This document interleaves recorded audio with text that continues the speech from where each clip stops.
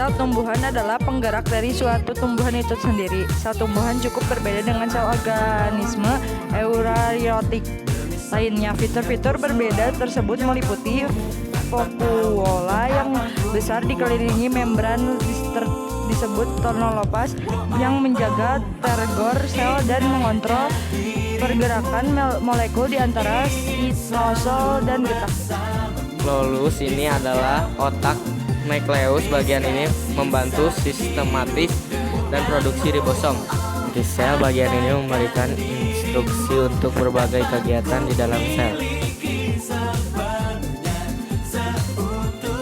Dinding sel adalah penutup luar sel. Bagian ini melindungi dan membentuk sel.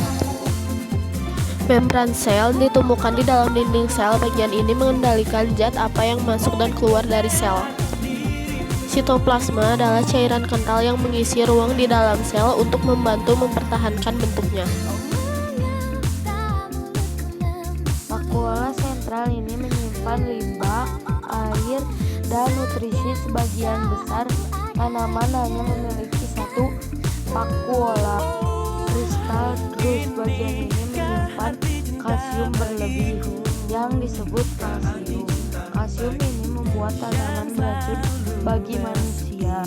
Amyloplas bagian ini berfungsi sebagai peti untuk tumbuhan.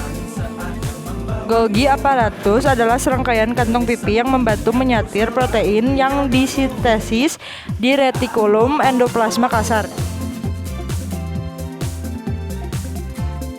Mitokondria bagian ini mengurangi gula menjadi energi yang dapat digunakan oleh sel. Bagian ini disebut juga pembangkit tenaga sel. Propas melalui fotosintesis organel ini menghasilkan gula dan sel.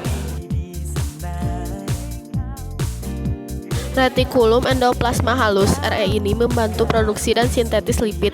Tidak seperti RE, bagian ini tidak memiliki ribosom.